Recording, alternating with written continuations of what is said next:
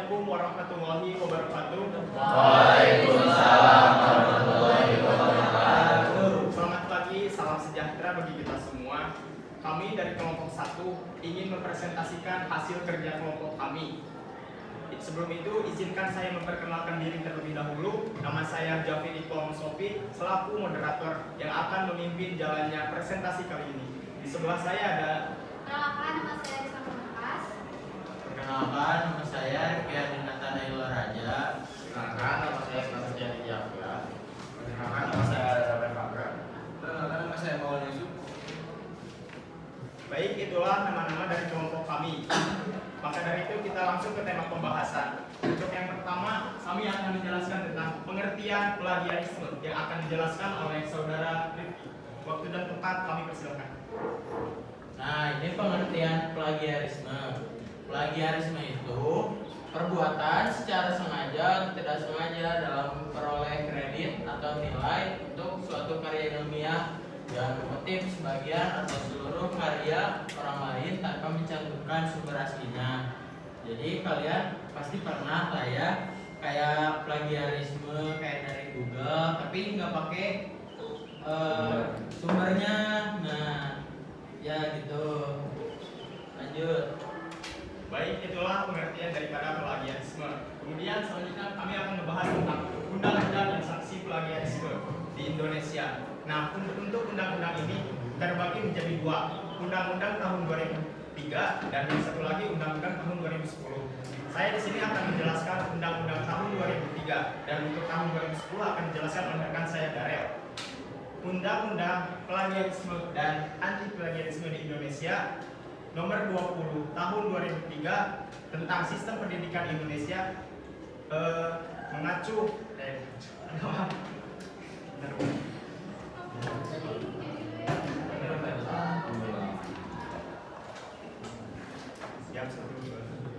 Undang-Undang Nomor 20 Tahun 2003 tentang sistem pendidikan Indonesia dan pasal 25 ayat 2 dan 70 tentang sanksi bagi masyarakat yang melakukan plagiarisme. Nah, di sini untuk pasal 25 ini terbagi menjadi 3. Yang pertama, perguruan tinggi menetapkan syarat kelulusan untuk mendapatkan gelar akademik, gelar profesi atau bahkan vokasi sekalipun. Yang kedua, apabila lulusan dari perguruan tinggi mendapatkan gelar ilmiahnya menggunakan jasa penjiplakan, maka secara sah itu akan mengakibatkan dirinya dicabut dari gelarnya. Yang ketiga, ketentuan mengenai persyaratan kelulusan dan pencabutan gelar akademik, vokasi maupun profesi. Itu tergantung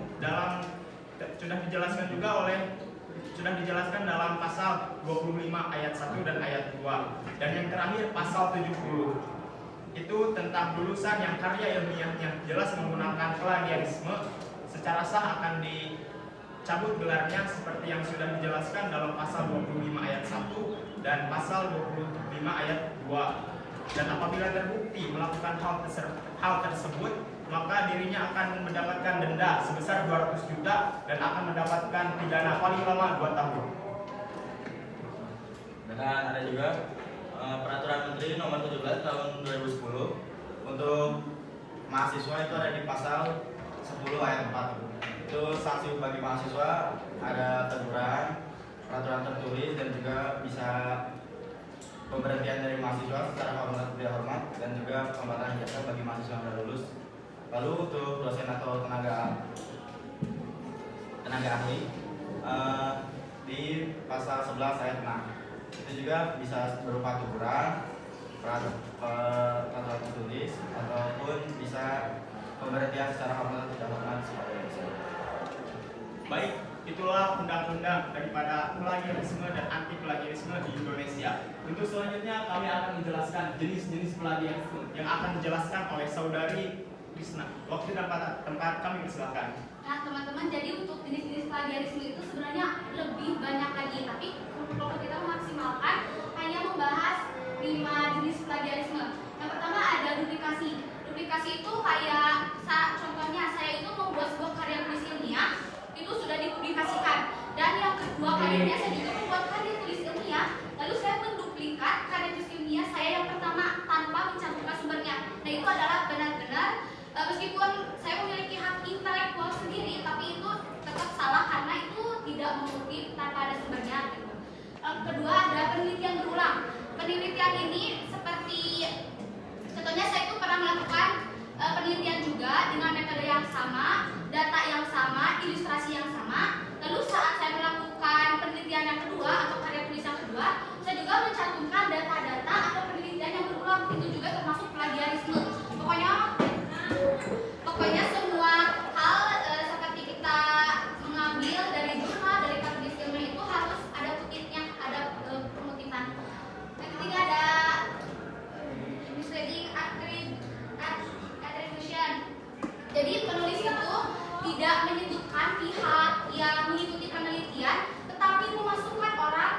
tidak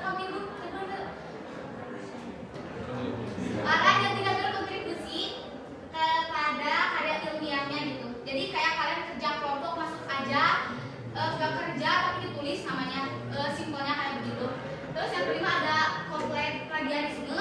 Jadi semuanya full copy paste karya tulis ilmiah orang lain, berasa itu hak kalian. Begitu mungkin untuk jenis-jenis plagiarisme. Baik, itulah jenis-jenis plagiarisme yang telah disampaikan oleh saudara teman saya Rista. Untuk selanjutnya kami akan membahas tentang penyebab seseorang melakukan plagiarisme yang akan dijelaskan oleh saudara Rifki. Baik, selanjutnya ada penyebab orang-orang itu melakukan plagiarisme. Poin pertama itu pemberian tugas yang singkat, yang seperti kita tahu dosen atau guru biasanya ngasih tugas singkat dan membuat mahasiswa atau siswa melakukan plagiarisme dari internet tanpa cantumin sumbernya. Lalu yang kedua ada instruksi kurang jelas sehingga membuat kurang yakin dan membandingkan dengan orang lain. Ini pun sama kayak ya poin 1. Dan nomor 3 juga memudahkan proses pengerjaan tugas, itu sama kayak poin 1, biar cepat lah intinya mah. Terus yang keempat malas membaca, kayak yang kita tahu lah ya Indonesia itu darurat membaca. Jadi nomor 4 tuh kayak udah hal lumrah banget lah orang melakukan plagiarisme. Terus yang kelima tidak ada ide saat mengerjakan tugas. Dan yang terakhir ada kurang percaya diri terhadap pekerjaan sendiri. Dan ada kerugian orang melakukan plagiarisme yang akan disampaikan oleh teman saya Maul. Lana. Adapun beberapa kerugian yang dilakukan apabila melakukan tindakan plagiarisme, yang pertama tidak mendapatkan esensi dalam pembelajarannya. Yang kedua perasaan cemas ketika melakukan plagiarisme. Yang ketiga takut akan sanksi yang didapat apabila melakukan plagiarisme. Dan yang keempat adalah tidak percaya diri akan kemampuan yang dimilikinya. Baik, itulah penyebab daripada plagiarisme. Untuk selanjutnya kami akan memberikan contoh-contoh kasus tentang plagiarisme yang akan dijelaskan oleh teman saya, saudara Daryl. Nah, kita hanya membuat contohnya 2 ya.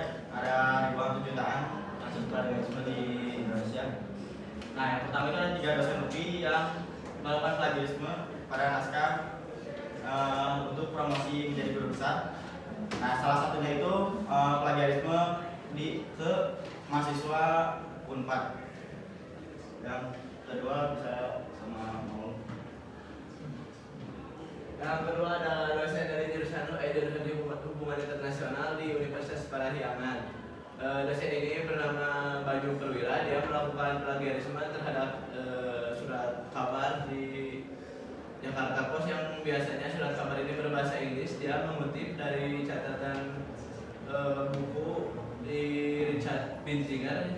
Lalu dia akhirnya mengundurkan diri dari jabatannya sebagai rektor di Universitas Parahyangan. Next ada anti-plagiarisme. Jadi bagaimana cara kita tidak plagiarisme? Yang pertama itu melakukan pernyataan atas karya ilmiah yang kita buat. Jadi setiap karya ilmiah yang kita buat itu harus memiliki pernyataan agar tidak diplagiarisme oleh orang.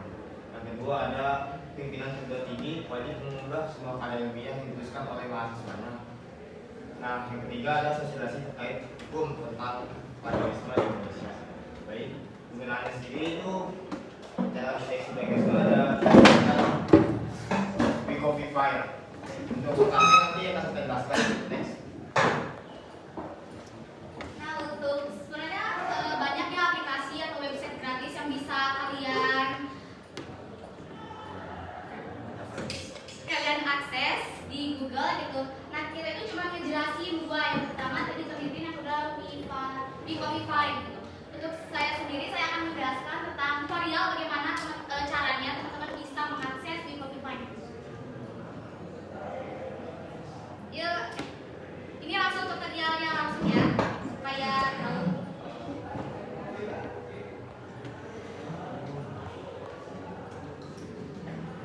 Sebenarnya tuh kalian tuh harus, tadi kan ada kayak link. Nah, link ini tuh bisa diakses supaya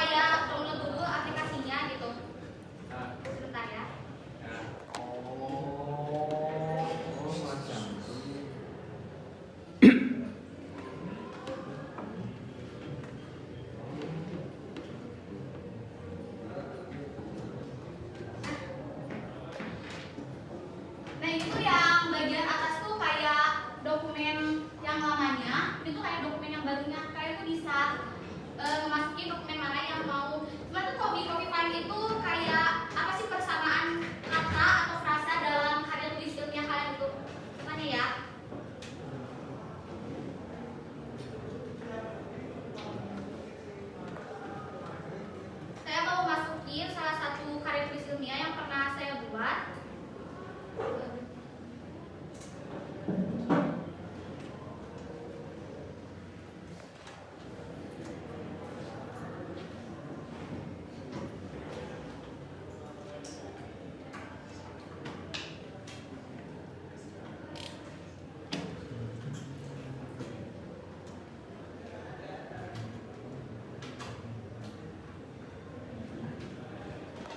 Nah, ini hasilnya teman-teman. Mungkin sebenarnya tuh di Coffee itu banyak tipenya. Ini tuh gak tahu tipe yang berapa. Cara bacanya mungkin agak gimana ya, kurang ngerti gitu. Saya sendiri juga ini masih mempelajari tentang Coffee itu cara bacanya gimana. Soalnya kan beda sama Turnitin.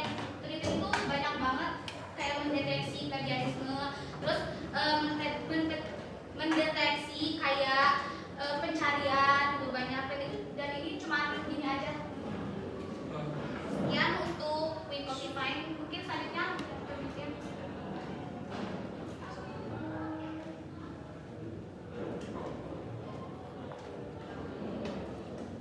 Nah, teman-teman, jadi bagaimana cara untuk mengecek plagiarisme di Turnitin?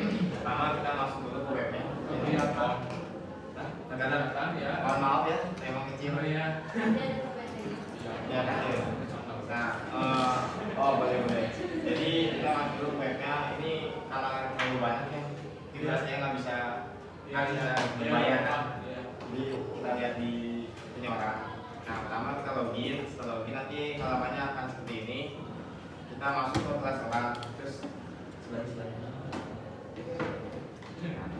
setelah masuk kita akan ditampilkan seperti ini. Nah, ini itu yang udah ini ya, dari masukin maksudnya dari submit atau ke ini. Nah, yang belum tuh di segmen nomor 40. Jadi kita pencet ke submit. Nah, setelah submit nanti tampilannya akan seperti ini. Setelah seperti ini kita pilih file yang akan kita uji itu plagiarisme di sini. Nah, kelihatannya maaf ya kalau kelihatan. Iya kelihatan. Ya, habis itu kita pilih. Nah, untuk submission titelnya itu ikutin aja nggak apa-apa sama nama dokumennya. Habis itu kita submit. Terus nanti ada 2 submit ulang, tinggal submit aja. Nah, setelah itu nanti kita dikembalikan ke halaman ini.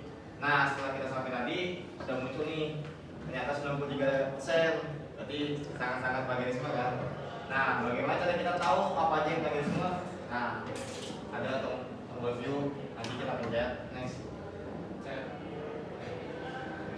Nah, setelah kita pencet, nanti halamannya akan seperti ini. Nah, yang di garis tebal merah ini artinya kita melakukan plagiarisme. Jadi ini plagiarisme dan ini sumber webnya yang kita salin. Mungkin sekian ya untuk penelitian. Oke, itulah yang disampaikan oleh teman saya tentang pengertian daripada anti plagiarisme, contoh kasus dan tentang cara menggunakan Turnitin dan web-web untuk mengetahui apakah seseorang melakukan plagiarisme atau tidaknya. Kemudian yang terakhir ini di sini ada kesimpulan yang akan dijelaskan oleh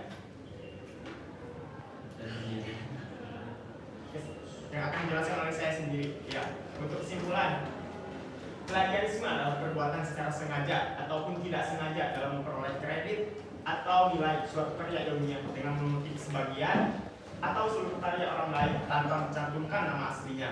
Undang-Undang Nomor 20 Tahun 2003 yang mengatur tentang bagaimana caranya orang dan untuk menjatuhi sanksi bagi pelanggar kasus plagiarisme. Penyebab seseorang melakukan plagiarisme tersebut juga sangat beragam, seperti tengah waktu tugas, rasa malas, kurang kepercayaan diri bagi dirinya sendiri. Tetapi karena sekarang teknologi yang sudah semakin tingkat, sudah semakin benar-benar mewah banget, banyak sekali website atau link yang bisa kita deteksi apakah seseorang tersebut melakukan plagiarisme ataupun tidak. Baik, itulah presentasi daripada kelompok kami. Apabila ada yang ingin ditanyakan, mohon untuk mengacungkan tangan dan nama dari kelompoknya masing-masing. Nanti untuk pertanyaan itulah hasil pemaparan dari materi plagiarisme dan anti plagiarisme dari kelompok kami. Apakah ada yang ingin ditanyakan? Apabila ada yang ingin ditanyakan, silakan untuk mengacungkan tangan, nama, dan dari kelompoknya masing-masing. Silakan. Baik. Baik, silakan. Perkenalkan, nama saya Lutfi Adrian dari kelompok 5. Ya.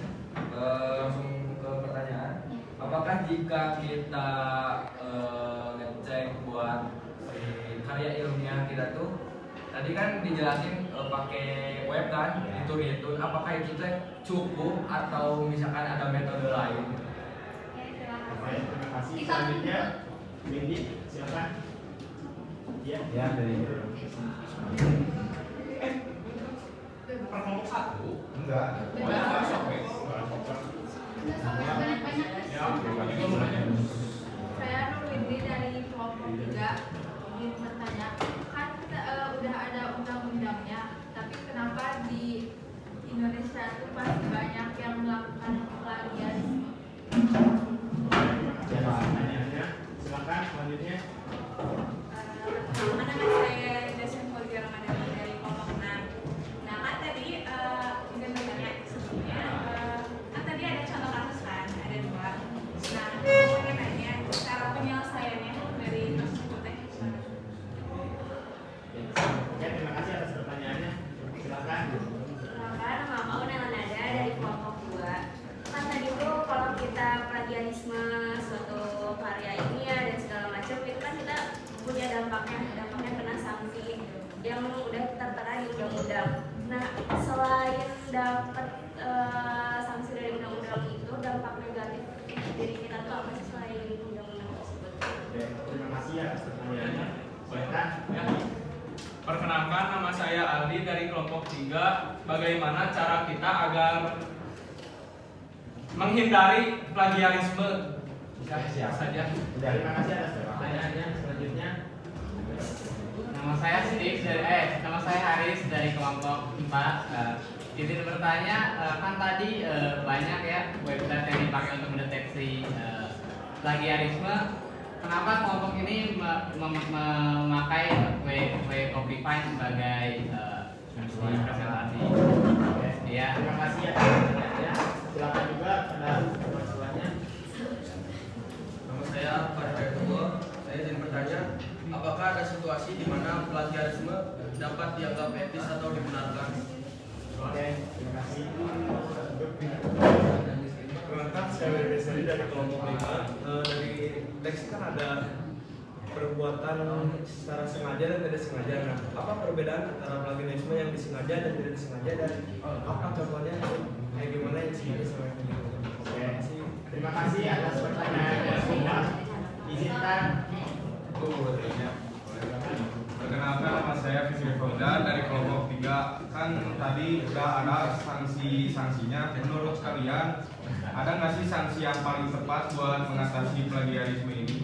Kan soalnya masih banyak gitu yang melakukan plagiarisme. Oke, terima kasih atas pertanyaannya. Silakan.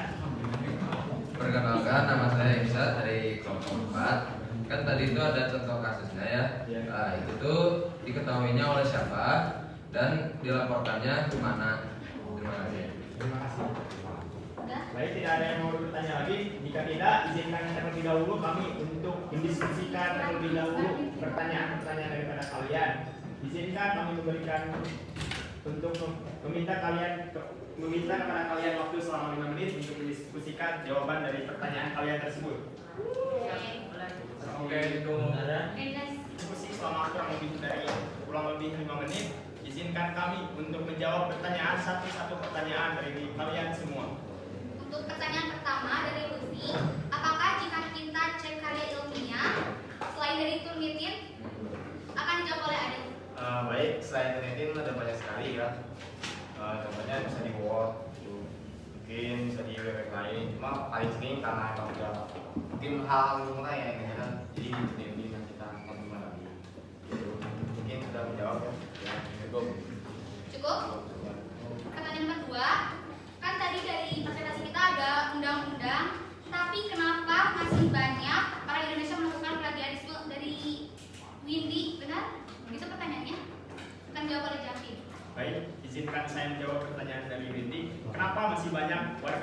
Indonesia yang melakukan plagiarisme.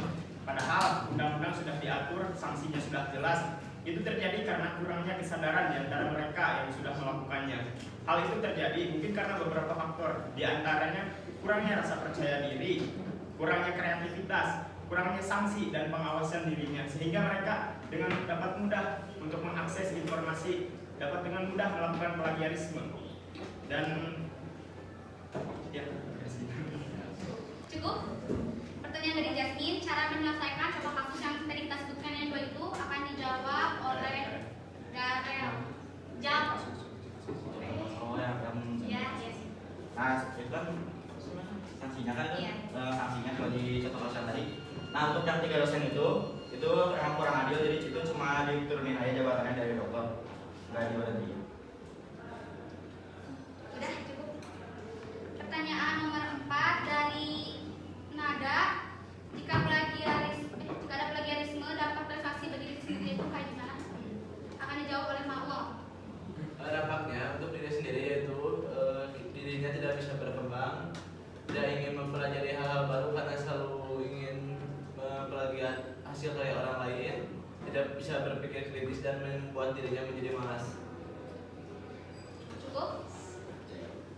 Pertanyaan nomor 5 dari Aldi, cara agar kita terhindar dari plagiarisme akan dijawab oleh Aldi. Jadi untuk menghindari plagiarisme yaitu ada banyak sekali. Kita hanya dengan menulis karya ini yang kita sendiri tanpa mengcopy paste punya orang lain. Terus yang kedua juga kita harus mencantumkan sumber-sumber yang jelas. Dan yang ketiga itu melihat pada pasal penyanyi kita sendiri apakah sudah benar atau belum. Cukup. Pertanyaan nomor 6 dari Aris, kenapa dari kelompok kita hanya mencantumkan dua aplikasi yaitu Twitter dan Vivify akan digagas dari Rifki? Ya, kenapa kita pakai Copify? Karena banyak jurnal-jurnal yang udah ngejelasin kalau web Copify ini sebagai web pengolahan kata satu sama lain untuk menentukan apa dokumen tersebut memiliki kata yang sama dalam bahasa atau tidak. Terjawab gak? Sudah. Pertanyaan nomor 7, situasi yang menganggap plagiarisme itu etis oleh Akbar. Betul, gitu jawab pertanyaannya. Terjawab oleh Risna. Sebenarnya itu plagiarisme itu adalah salah satu tindakan yang melanggar etika. Jadi gak ada plagiarisme yang etis. Begitu ya, karena itu sikap tidak kalau secara langsung itu tidak sopan, tidak menghargai karya orang lain. Jadi kalau kayak mencuri hak orang lain, kita kayak mencuri tulisan orang lain, pemikiran orang lain, ide orang lain, begitu. Sudah cukup? Sudah dijawab. Pertanyaan nomor 8 oleh Bu Edi, plagiarisme contohnya itu yang disengaja dan tidak sengaja itu seperti apa? Begitu akan dijawab oleh Risna. Sebenarnya tuh tadi itu yang di undang-undang atau di apa sih yang dipresentasikan tadi kan ada yang sengaja tidak sengaja. Sebenarnya tuh plagiarisme itu pasti secara sadar. Kalau misalkan secara tidak disengaja pun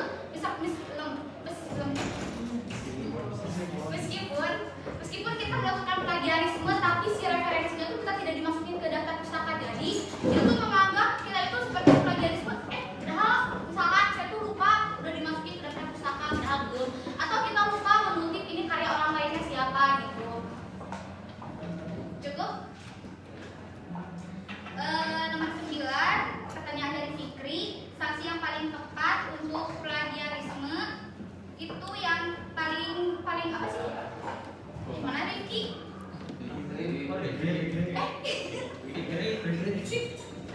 Yang paling non? Yang paling tepat. Yang paling tepat. Kalian. Oh ya, kan dijawab oleh Rizna. Nah jadi, aku jawabin. Untuk sanksi yang paling tepat bagi para orang yang sudah melakukan plagiarisme, tentunya itu sudah diatur juga oleh undang-undang, dan itu apa yang sudah diatur oleh undang-undang merupakan sanksi yang sudah benar-benar tepat dan akurat. Contohnya seperti kalau misalkan seseorang melakukan plagiarisme, itu dapat dijatuhi hukuman selama 2 tahun penjara dan mendapatkan denda sebesar Rp200 juta, dan itu merupakan salah satu bukan salah satu lagi, itu merupakan satu-satunya solusi yang paling tepat untuk bagi para mereka yang melakukan kasus plagiarisme. Apakah sudah terjawab? Tapi kalau kata kalian udah tepat, kenapa masih banyak yang plagiarisme? Izin menambahkan, Bapak. Sebenarnya gini, kalau misalkan lingkupnya lebih kecil kayak di kelas kita kuliah, di kampus, di vokasi dan lain sebagainya, kita bisa diketahui saat ada praktek atau ada penulisan tesis ilmiah itu bisa dicek sama dosen. Paling minimnya itu nilainya bisa 0 gitu. Pasti dosen juga kan meriksa karya tesis ilmiah dari mahasiswanya kan, gak mungkin dosen itu gak peduli asalkan tugasnya selesai kan, kayak gitu mungkin.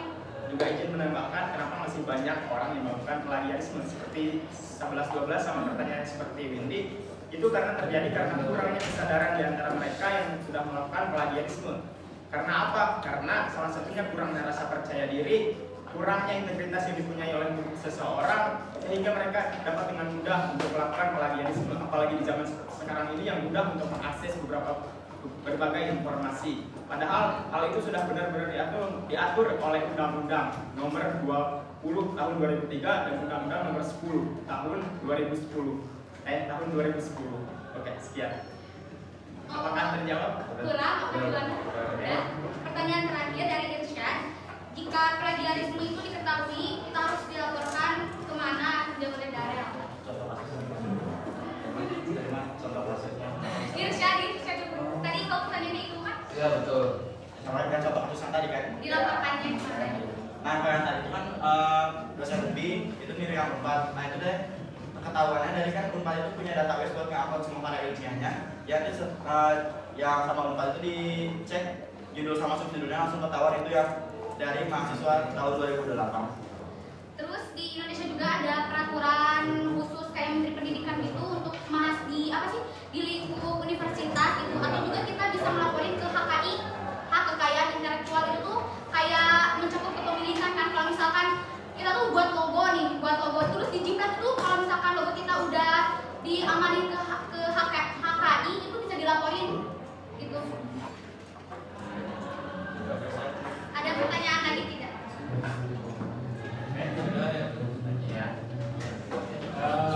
Seperti yang dijelaskan tadi, kan ada tuh Wikipediafied.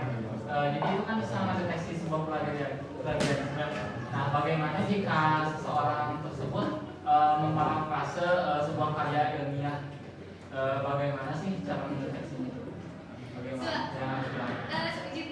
Izin menjawab ya. Sebenarnya tuh saya juga beberapa kali baca jurnal, baca artikel, ternyata parafrase itu masuknya itu plagiarisme. Jadi tapi itu tuh masih menjadi perdebatan apakah itu plagiarisme atau bukan. Karena kan parafrase itu misalkan kita itu mengambil kayak kalimat lain itu parafrase, artinya kan kayak mengubah kalimatnya tetapi dalam artian yang sama gitu.